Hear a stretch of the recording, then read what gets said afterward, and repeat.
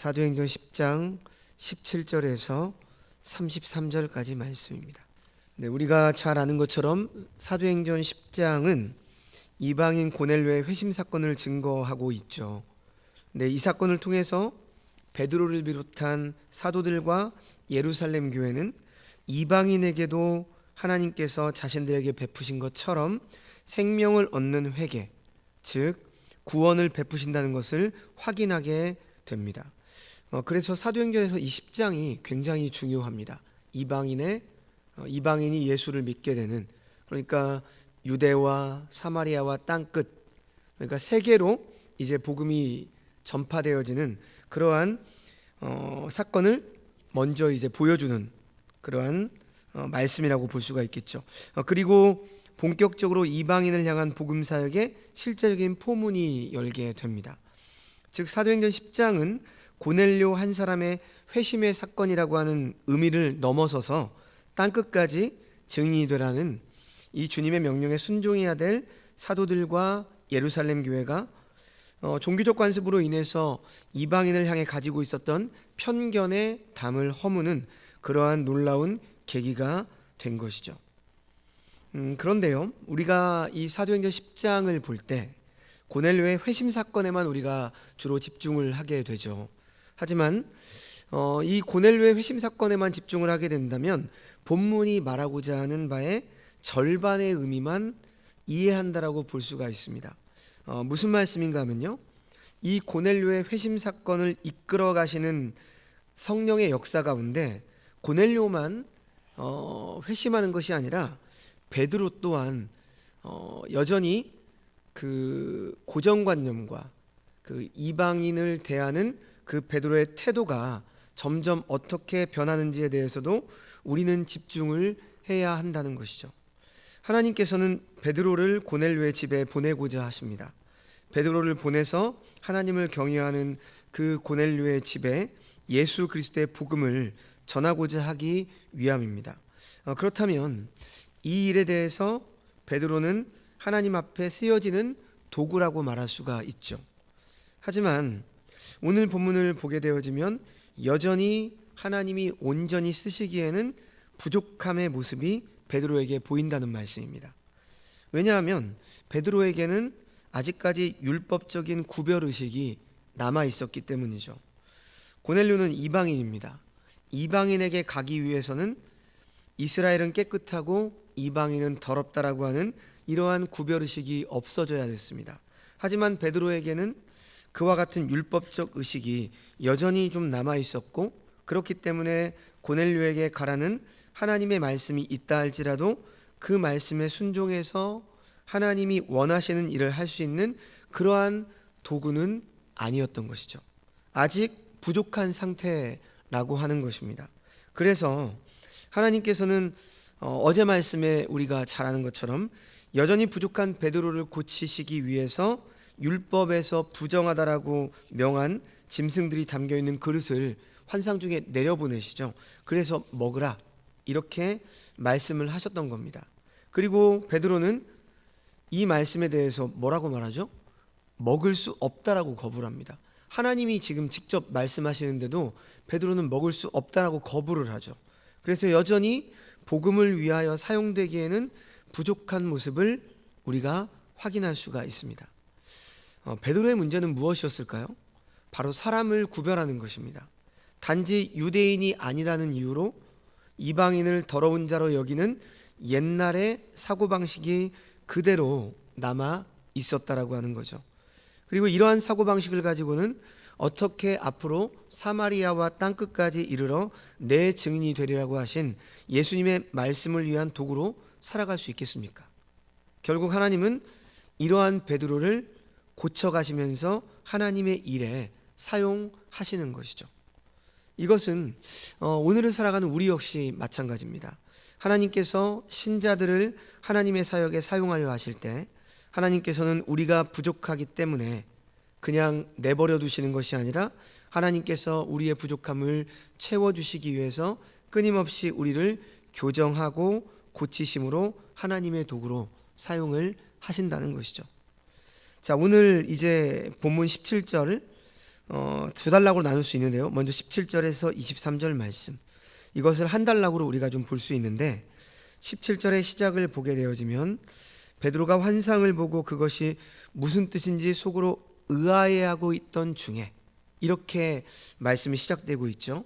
지금 본문에서 의아해하다 라고 번역한 헬라어의 원뜻은 심히 당황하다, 이런 뜻입니다. 즉 베드로는 자신이 경험한 환상과 하나님의 명령을 거절한 것, 그리고 하나님께서 깨끗하게 하신 것을 네가 속되다 하지 말라 그러면서 3번이나 말씀하신 내용이 도대체 무슨 의미인지를 알 길이 없어 심히 당황해하고 있었습니다. 그러니까 베드로는 아직 그 이방인에게 복음을 전하는 그 의미에 대해서 베드로는 아직도 의아해하고 있었고, 더 좀 생각을 하면 의심의 모습이 있었다라고 하는 거죠. 그런데 마침, 성경의 표현을 잘 보셔야 됩니다. 그렇게 의심하고 의아해하고 있던 중에 마침 고넬료가 보낸 사람들이 베드로가 머무는 시몬의 집에 도착합니다. 그리고 베드로를 부르죠. 20절 말씀을 보면, 그리고 그때 성령이 베드로에게 말씀을 하시기를, 착착착 진행이 되죠. 마침 의심을 하고 있었는데 마침 고넬료가 보낸 사람들이 베드로가 머무는 시몬의 집에 도착을 해서 베드로를 불러요. 그리고 그때 성령이 베드로에게 말씀을 하시죠. 2 사람이 너를 찾으니 일어나 내려가 의심하지 말고 함께 가라. 내가 그들을 보내었느니라. 성령께서는 2 사람을 따라서 가이사랴로 가면 그 환상이 의미하는 바가 무엇인지 알게 될 것이다, 이렇게 말씀을 합니다. 왜 그런 환상을 주었는지, 그래서 네가 지금 의아해하고 있는데 그에 대한 해답을 네가 알 수 있을 것이다. 유대인이 아니라 이방인 백부장의 집으로 가야 할 것인지 네가 알게 될 것이다, 그렇게 말씀하시죠. 이 명령은 환상 속에서 잡아먹으라와 같은 명령이에요. 고넬료가 보낸 사람들의 도착은 우연이 아니죠. 모든 과정을 하나님께서 지금 주관하시고 계시다는 사실을 분명하게 하는 사건입니다. 성령께서 다시 의심하지 말고 가라고 하십니다. 내가 그들을 보내었느니라 라는 하나님께서 베드로에게 미리 환상을 보여주신 이유를 드러내십니다. 즉 이 사람들의 방문을 미리 준비하라는 의미죠. 이에 베드로는 옥상에서 내려와 자기를 찾는 사람들을 만나죠. 이제 내려온 베드로는 21절, 그들에게 내가 곧 너희가 찾는 사람인데 너희가 무슨 일로 왔느냐? 그들이 찾는 사람이 자신임을 밝히죠. 베드로는 욥바에서 온 사람들의 인물을 몰랐습니다.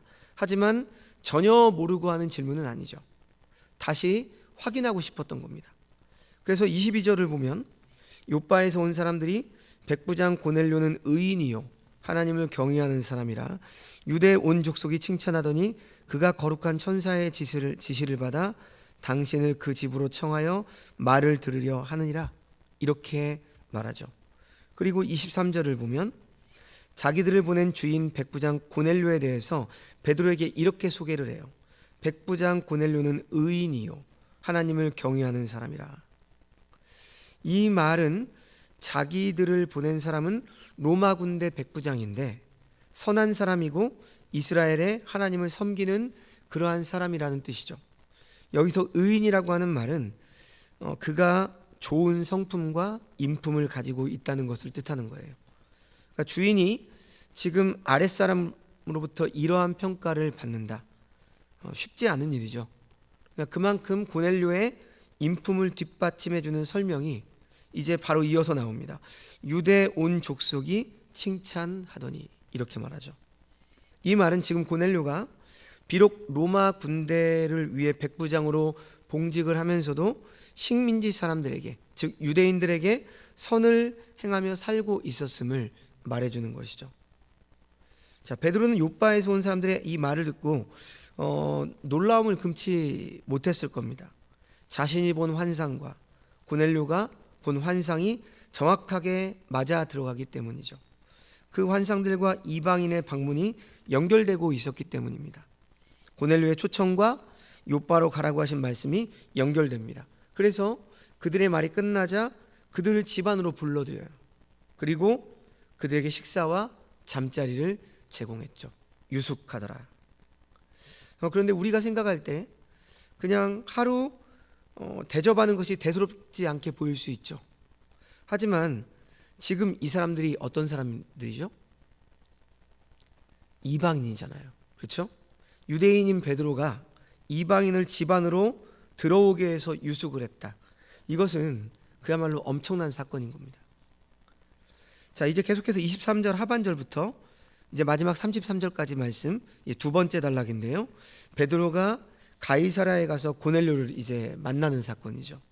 시몬의 집에서 하룻밤을 머문 그들은 이튿날 베드로와 함께 가이사랴로 출발을 하죠. 여기에서 욥바에서 온 어떤 형제들도 함께 가니라 이렇게 말하는데, 욥바 출신의 성도들입니다. 이들은. 자, 24절을 보면 이제 가이사랴에 도착을 하죠. 고넬료는 혼자만 기다리고 있었던 것이 아닙니다. 베드로의 도착을 준비하면서 그의 친척들과 가까운 친구들을 집에 초대하고 대기시킵니다. 자, 그들은 대부분 이방인들이었을 겁니다.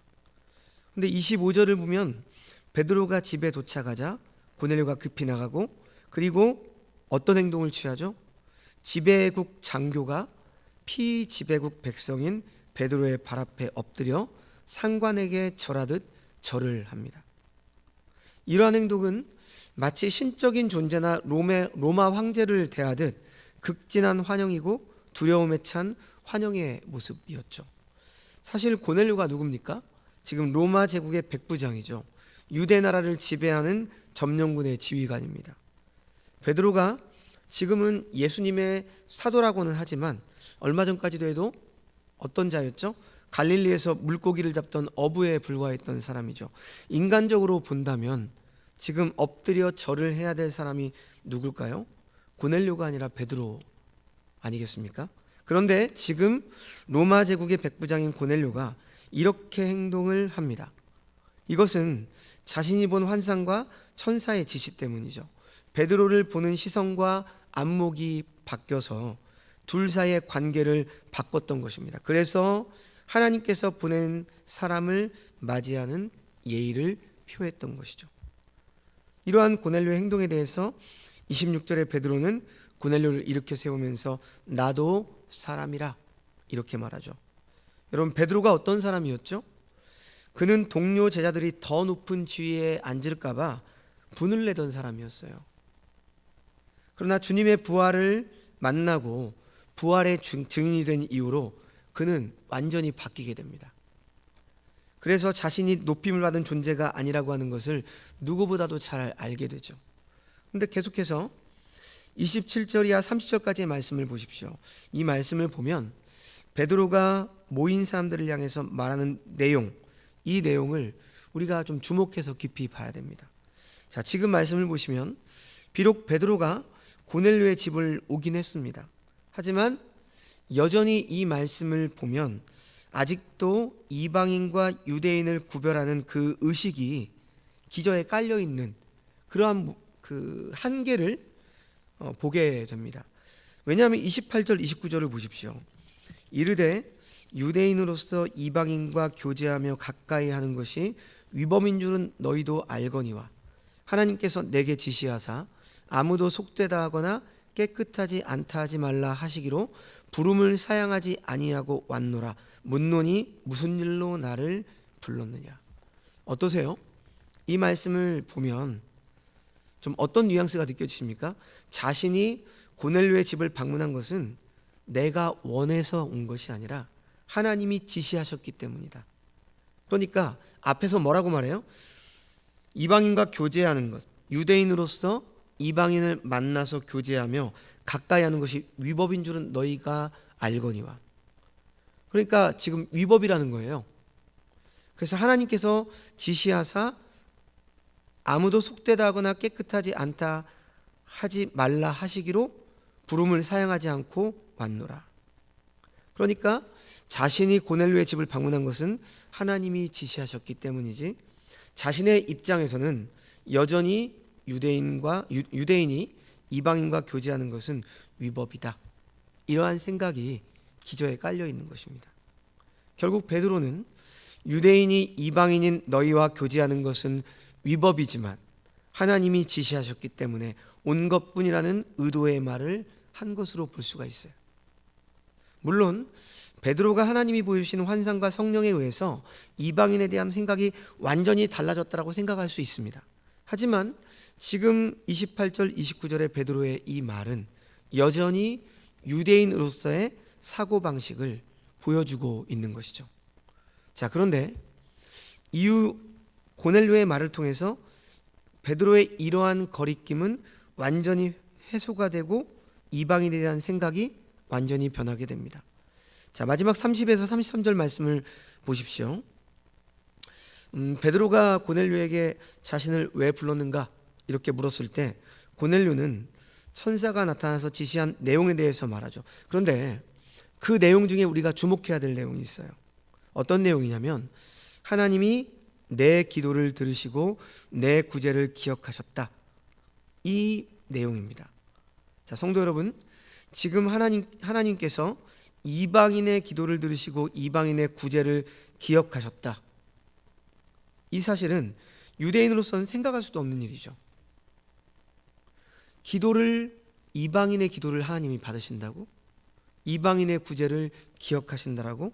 유대인으로서는 상상이 안 가는 것입니다.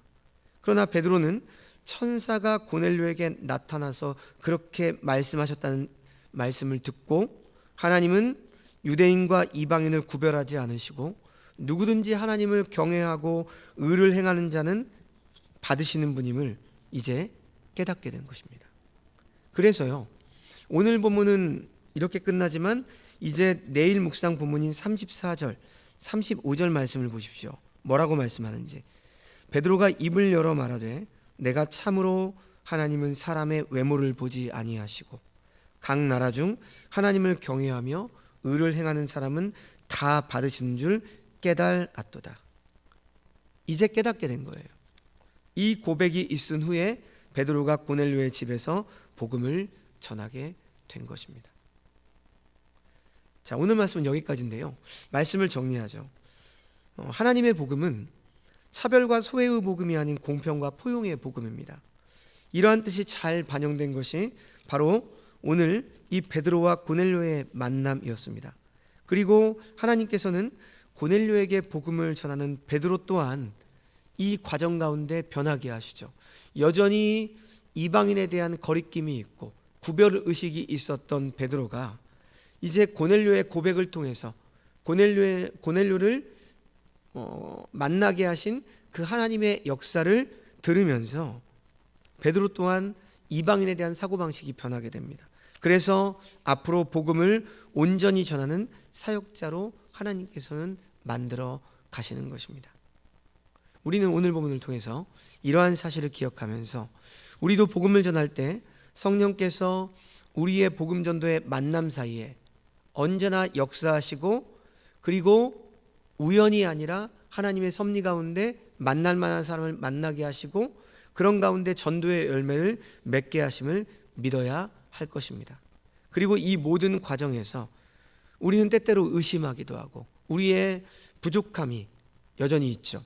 하지만 그런 과정 가운데 하나님께서 우리의 의심을 물리치시고 우리에게 확신을 주시고 우리의 부족함을 다듬어 주셔서 온전한 하나님의 백성, 주님의 제자로 세워주심을 우리는 믿고 언제나 하나님의 말씀에 순종하며 우리가 마땅히 해야 될 주의 복음을 어떤 곳에 있든지 전하시는 주의 백성들이 되시기를 주님의 이름으로 축원합니다. 기도하겠습니다. 하나님 아버지, 오늘 베드로와 이 고넬료의 만남을 통해서 우리는 모든 만남 가운데 하나님께서 성령 하나님께서 인도하시고 역사하시는 그 사실을 확인하게 됩니다. 그리고 그러한 하나님의 역사 가운데 여전히 의심에 빠져 있고 당황해하고 있던 베드로를 이제 하나님의 사람으로 그리고 하나님이 쓰시기 편한 그릇으로 만들어 가시는 과정을 보게 됩니다. 하나님 아버지, 오늘날에도 바로 하나님께서는 우리를 그렇게 부르시고 역사하십니다. 때때로 주의 복음을 들고 우리가 세상 속에서 복음을 전할 때 우리의 마음속에 여러 의심이 쌓이고 또 우리는 여전히 부족하여서 하나님 말씀을 전하기에 부족한 존재이지만 하나님께서는 우리를 또 만들어 가시고 우리의 의심을 확신으로 바꿔주시고 우리의 부족함을 채워주시는 그러한 하나님심을 오늘 말씀을 통해서 믿고 언제나 우리의 삶 속에서 주의 복음을 전하는 하나님의 제자의 삶을 살아가게 하여 주시옵소서. 모든 말씀 예수님의 이름으로 기도합니다. 아멘.